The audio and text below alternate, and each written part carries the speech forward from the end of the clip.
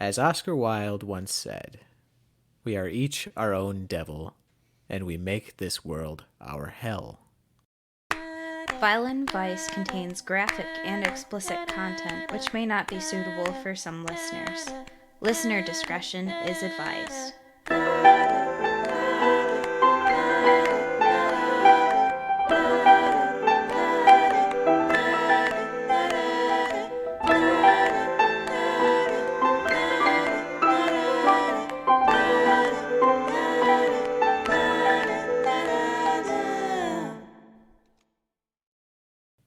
Hello, and welcome to Violent Vice Podcast.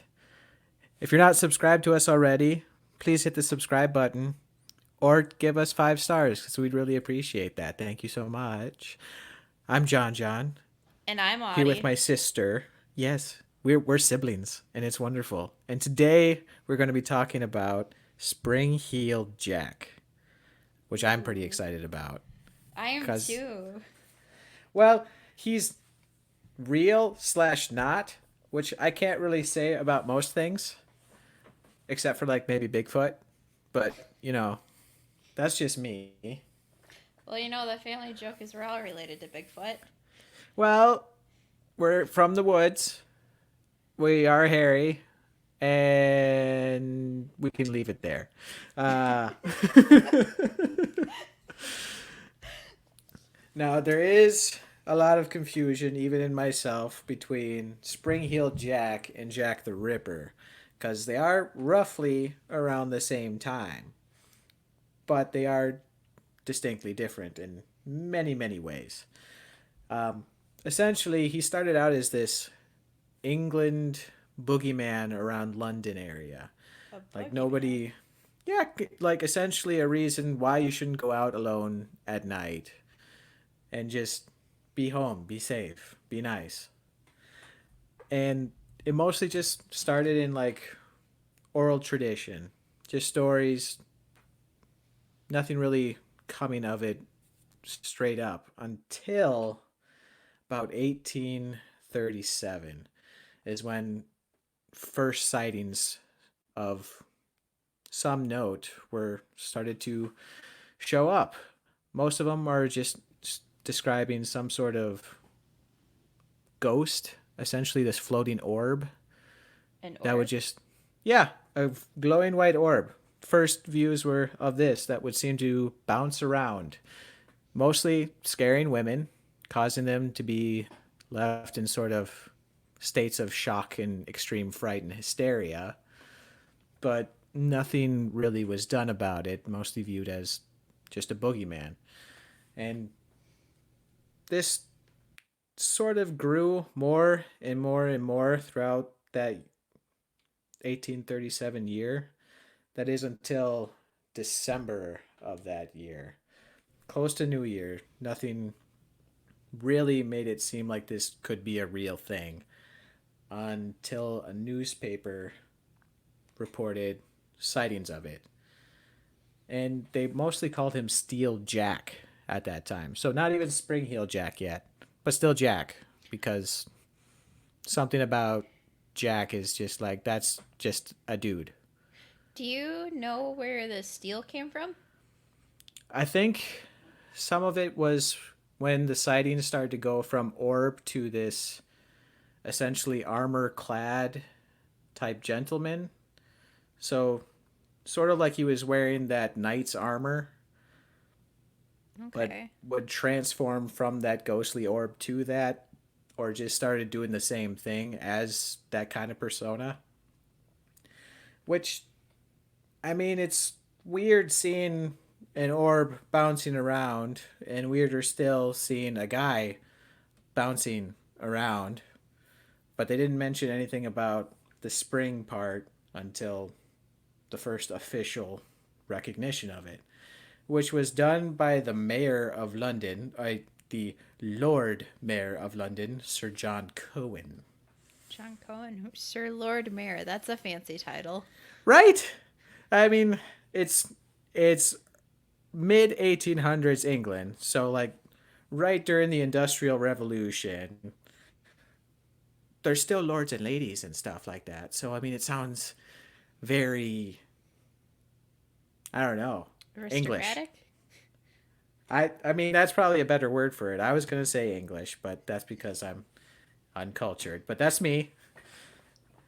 Hey, we're just two country bumpkins trying to do a podcast. It's all good.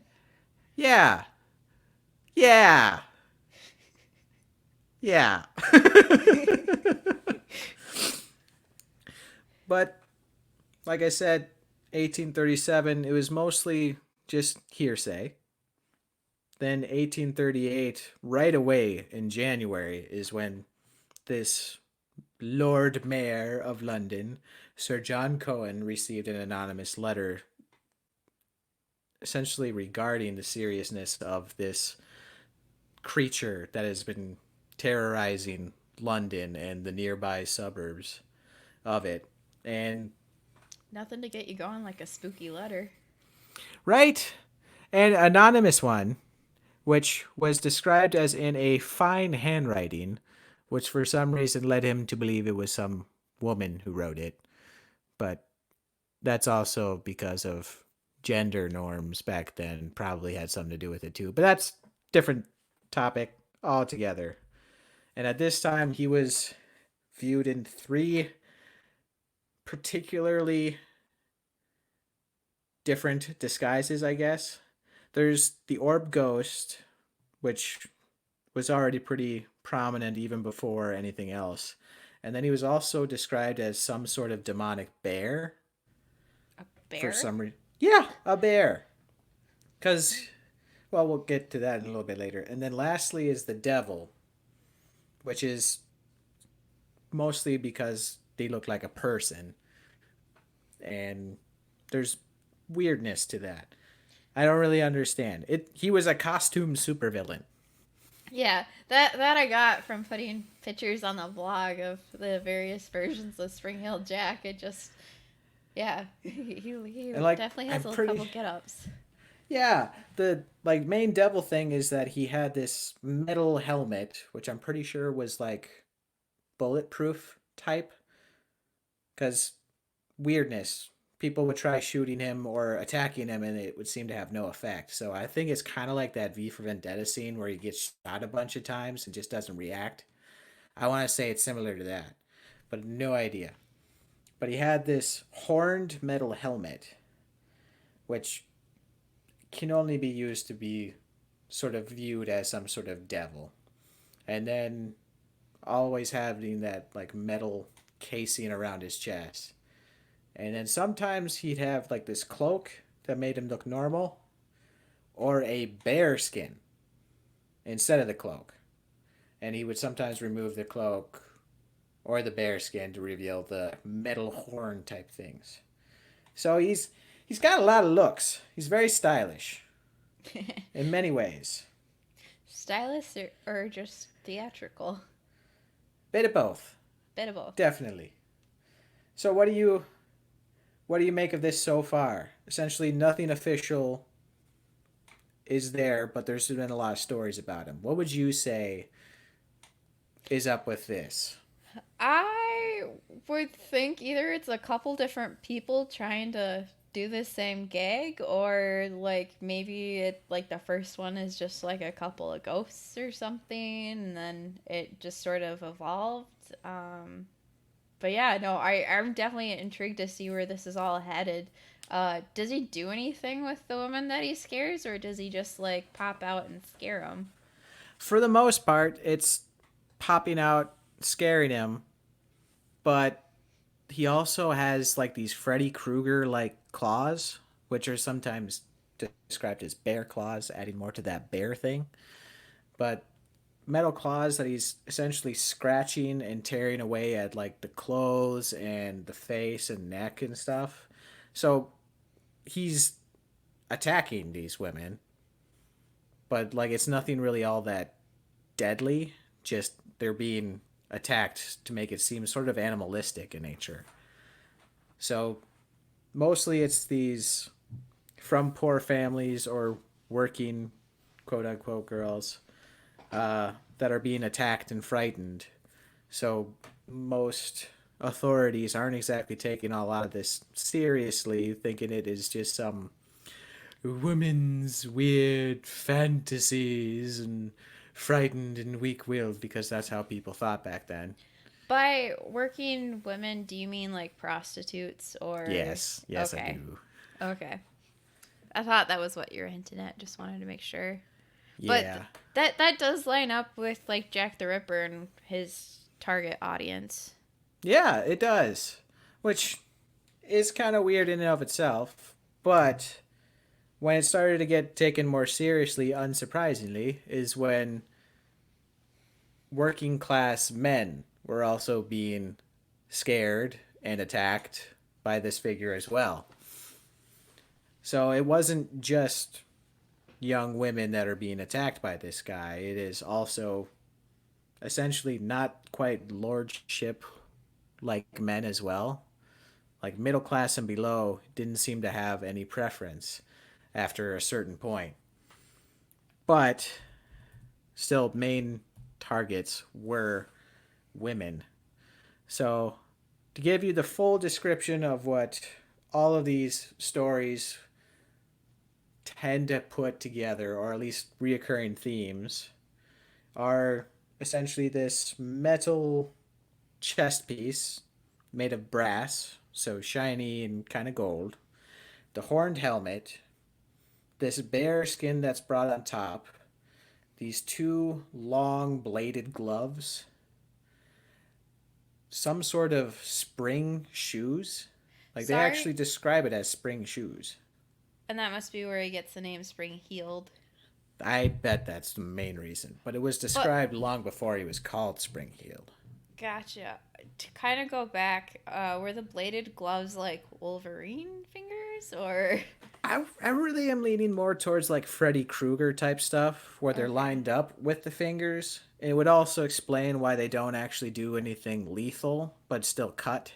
Because if you do any like hard slashes like that, you are going to break your fingers. Yeah.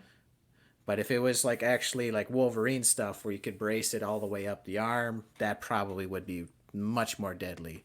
And he wouldn't be able to be as dexterous in just getting clothes specifically and not actually harming the women either, if it was Gotcha. just the fingers, which is where I'm leaning more towards that. Okay. But there's more to this.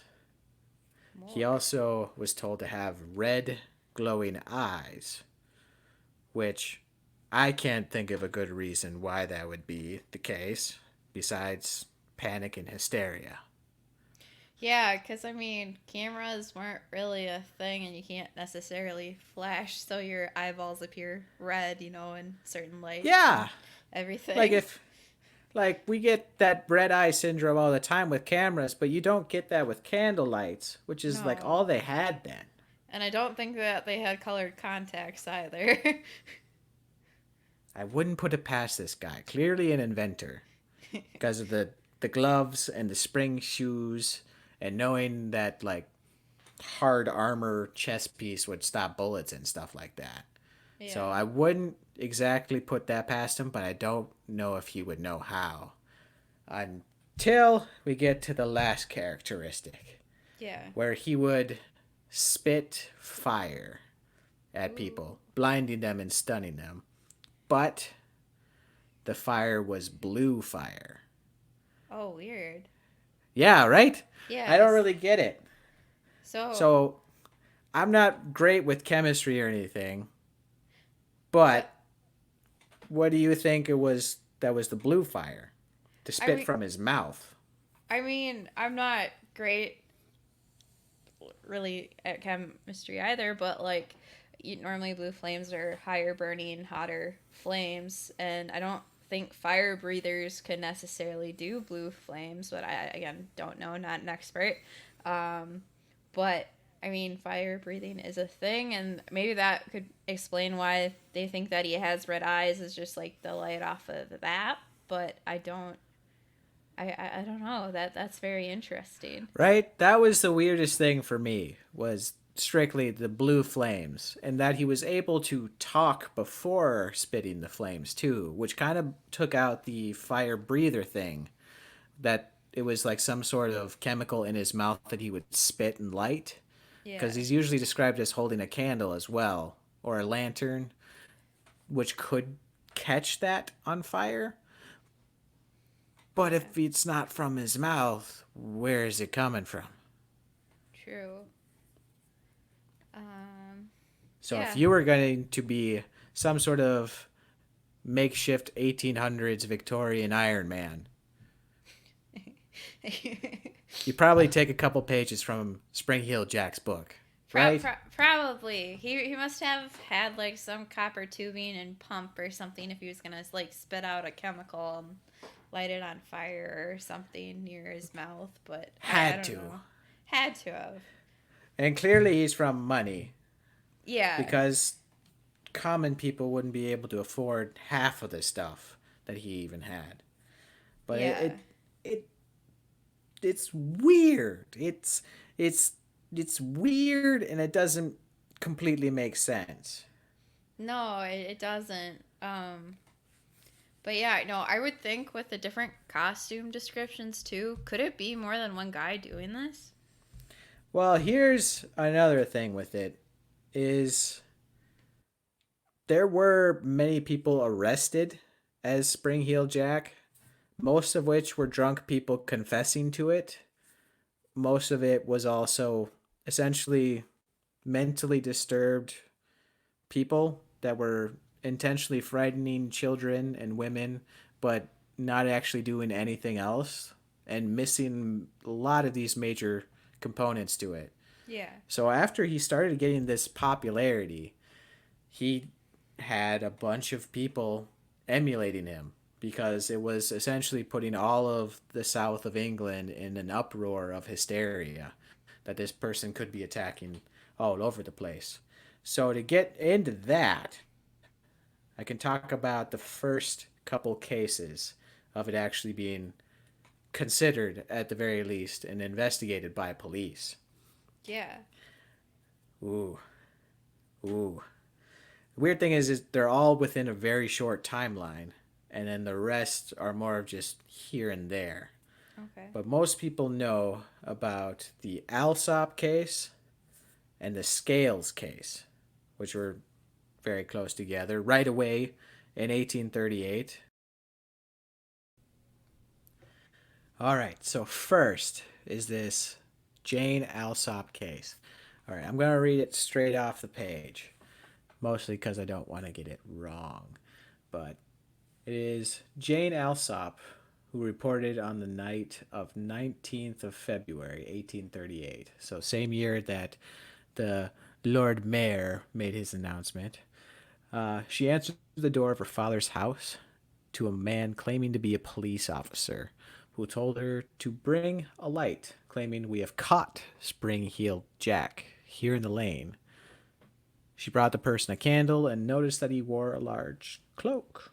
The moment she had handed him the candle, however, he threw off the cloak and presented a most hideous and frightful appearance, vomiting blue and white flame from his mouth, while his eyes resembled red balls of fire. Great balls Mel- of fire. right? That's what I thought. Now, Miss Alsop reported that he wore a large helmet, pretty fitting, and that his clothing, which appeared to be very tight fitting, resembled white oilskin. So think of like a white morph suit type thing. And without saying a word, he caught hold of her and began tearing at her gown with his claws, which she was certain were of some sort of metallic opposite substance. So, metal claws, Freddy Krueger, makes kind of sense. Yeah. So she screamed for help and managed to get away from him for a time and ran towards the house. He caught up with her, though, on the steps and started tearing at her neck and arms with his claws. But her younger sister rescued her, pulling her away and bringing her inside her house, while her other sister screamed for help up on the second floor balcony, in which case he essentially knew that if he stayed, he'd be caught, so he jumped away. And Good since this, siblings. yeah, and since this whole family was a pretty well off, I wouldn't say noble, like upper middle class, this was essentially the first case that had some sort of societal merit to it. And so people started looking for this guy all over. Police were finally trying to find some sort of description of this, and they actually ended up getting two suspects. I think it was a bricklayer and a carpenter who had been drinking that night. Couldn't exactly remember everything themselves, but when Jane was brought to the prisons where they were being held, she blatantly described that neither of these people were the person that attacked me. So they thought they had their man, wasn't. But the thing is, while both of them were in the jail is when the Scales case happened. So pretty short time before that. So yeah, 9 days after the attack on Jane, 18-year-old Lucy Scales and her sister were returning home from visiting her brother, who was a butcher of pretty good respect, in a part of London called Limehouse. I don't think that sounds like a great place. Is it spelled like Lime? Yes, Oh, Limehouse. okay. So it doesn't. I don't know what it is. I don't know London very well either. So that's maybe a respectable place. I don't really know, but it's called Limehouse, so I think it would smell of citrus. Uh, A very clean smelling place. yes, smells like lemon pledge. Um, so Lucy Scales and her sister were walking home from their brothers, and you'll kind of get a kick out of where this happened. They were traveling home and were seeing this figure along Green Dragon Alley. Green Dragon Alley. Like it's just it spills Diagon Alley. It Like does. that's keeps on go like keeps being where my mind goes whenever I hear it. Harry Potter, Harry Potter, Harry Potter. Yeah. So you can see why I've enjoyed researching this guy. Oh yeah, 100%. So while going down Green Dragon Alley, they observed a person standing in a weird sort of angle of the passage. And from their distance, they seemed to kind of think there was some sort of woman because they were kind of a lithe, skinny kind of figure, I guess, and mistaking the horned helmet as some sort of hairstyle, sort of like a bun. So they didn't really seem to pay it any mind. And while she was walking a little bit farther in front of her sister and came upon this person, again, large cloak, he turned and again spit blue fire at her face, blinding her almost instantly, and just in surprise knocked her to the ground. And she started to get these sort of violent fits, which is kind of where I'm leaning with like the chemical stuff. Okay. And this sort of weird conniption type fit continued for several hours after that, but her sister saw a lot of it. Do you But know, was she like scarred or anything? Like, do you think it was like an acid I or? haven't seen anything that says that she got burned or scarred from the flame. Okay. And I haven't seen anything that says anything like that about any of the other cases either. But it's a reoccurring thing, so I don't know if it's essentially some sort of gas smell that could be noxious or something. But that's kind of where I'm leaning towards it, but not anything that would cause scarification or anything along those lines. Okay. So she walks down this alley, sees this person, doesn't pay any mind, blue fire in her face. She screams, falls down. Her sister goes to help her. Hearing the scream back from his house, their brother rushes over to find them. And by the time he gets there, he just finds his sister Lucy the one who is attacked, on the ground in her conniption type seizure fit, and her sister is just there holding her. He I took him think back home. I Huh? think the lesson we need to learn from this is always travel London with your siblings. You know, you might be onto something there. Because a lot of the people that seem to get out of those situations have a sibling nearby. No, I'm thinking if I'm going to London, I'm taking you with me. Please do. Okay.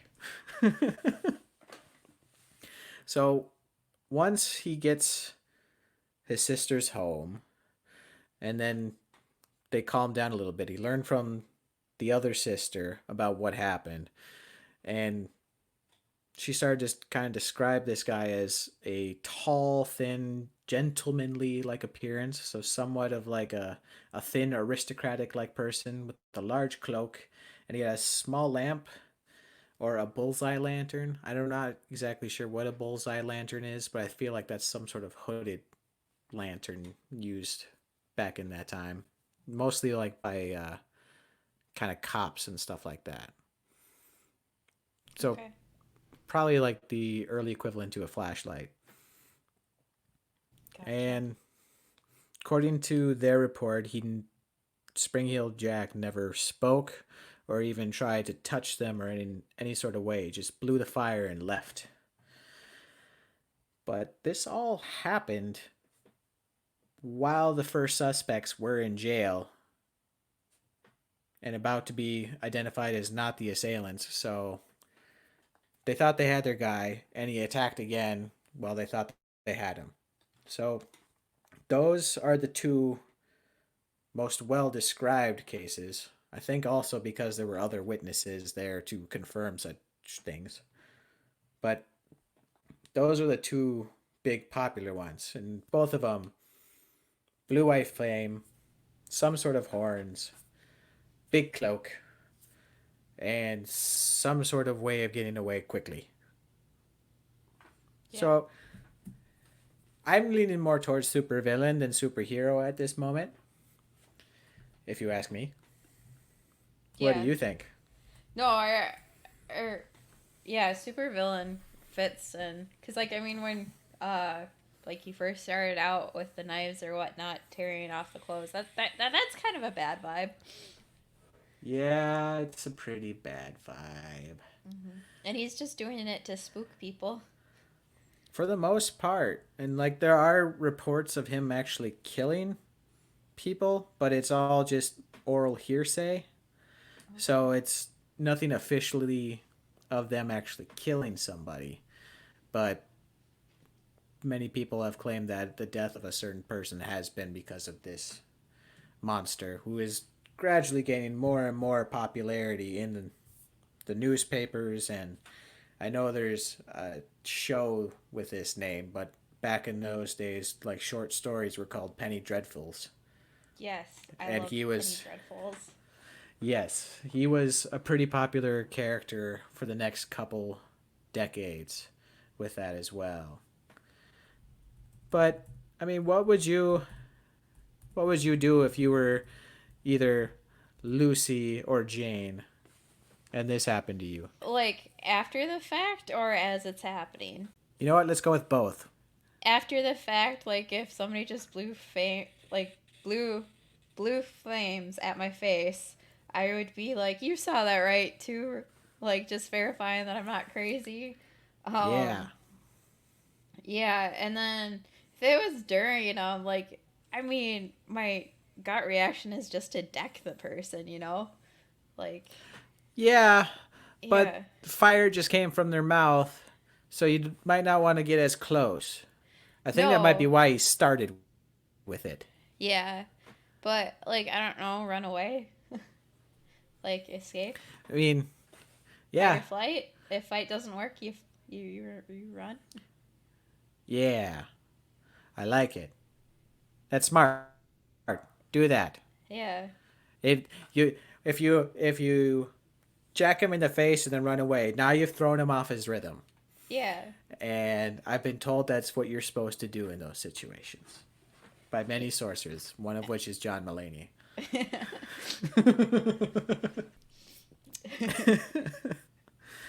But yeah, those all happened within 2 weeks in February, not even 3 months after its first appearance inside of a newspaper of possibly even being real, and less than I think a month or just after a month since it was recognized by the mayor of London. So I have a feeling that the popularity may have caused this guy to become more active in this sort of case.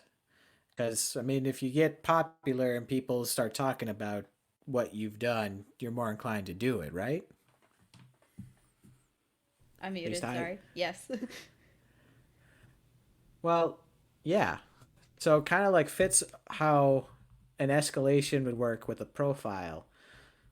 And while the escalation is more in frequency and not in the act itself, it's still pretty fitting for somebody who's like a, I guess, a serial terrorist of some sort. Yeah.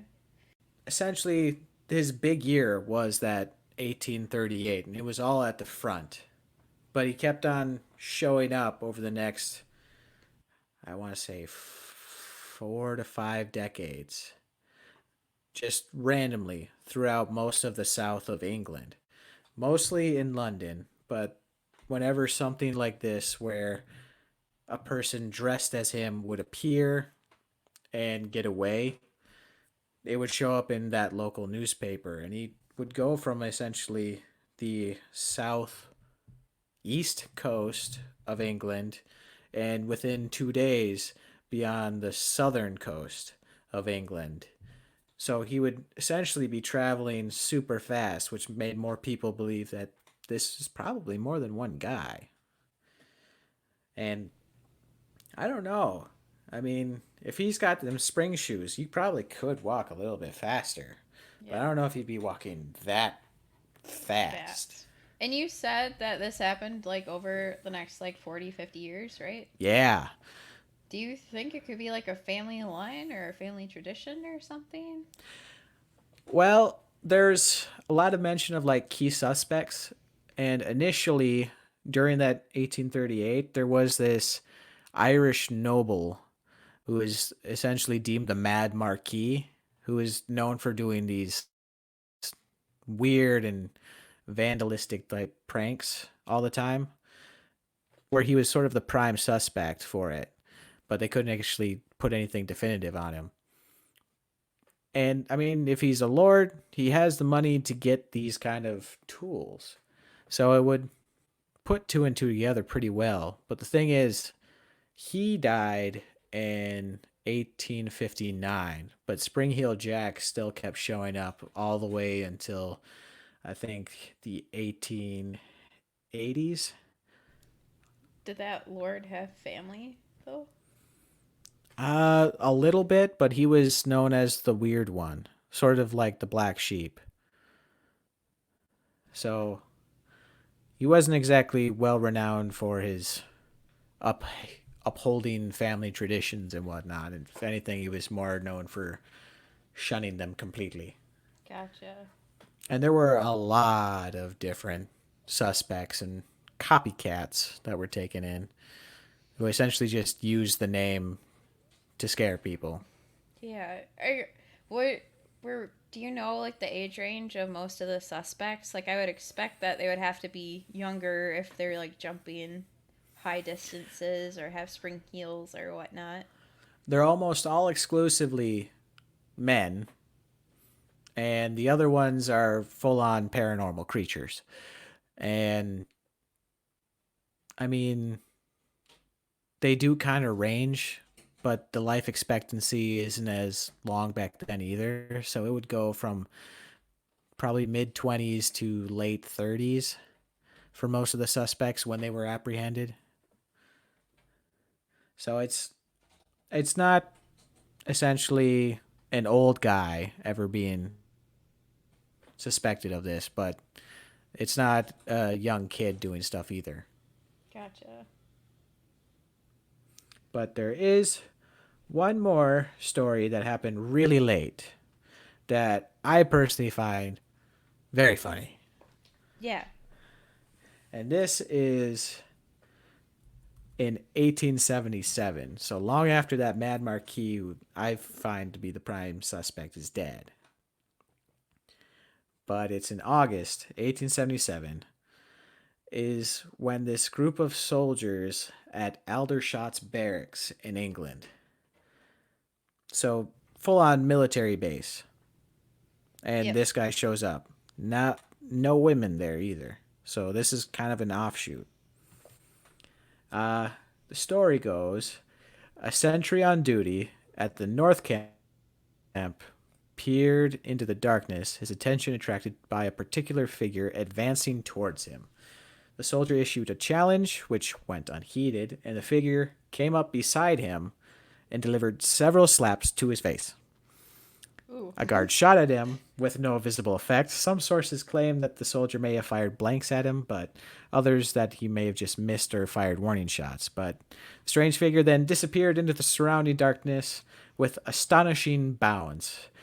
And they didn't really mention it in this part, but the sentry is in a guard tower, Yeah. which is very much off the ground. And this guy is approaching on the ground, bounds up to them at the top of this tower, slaps him in the face, and then runs off. So you can see why I think that's kind of funny. Yeah, no, no, for sure. And like he's attacking like highly capable targets and like you said he got fired at and he's obviously not afraid to do that. So, No. And the weird thing is, stuff like this would happen at this base over a course of several months. yeah. So that when this figure was seen, he was like they had orders to fire on sight, none of which actually ever stopping him. So this guy would just keep showing up for months, slap a couple guards in the face, and take off. That's For months. hilarious. Like, He's it's not not. causing like really any harm besides the slap, but yeah. He's Yeah. just like the modern day troll. Yeah. I mean, like, he went from this essentially to be feared, impossible devil creature to this guy who's just pulling pranks and slapping guards in the face. That's it. Yeah. And, like, after that, it's just like there was this thing just jumping around. It looked like a guy. It's Spring Heel Jack again. But I don't know. I really liked him. He seemed pretty cool. Yeah, no, for sure. That last account does. Not the first couple, but the last account No, does. no, I had to mention that one because that was Yeah. just so great. Granted, I don't condone the behavior, but it's still pretty funny. Yeah, if you knew, if you knew that this was going on, even today, it just somebody at a military base goes up to the guard, slaps him, and runs off without anything. I'm pretty sure people would be laughing just as much. For the most part, that's all Spring Heel Jack.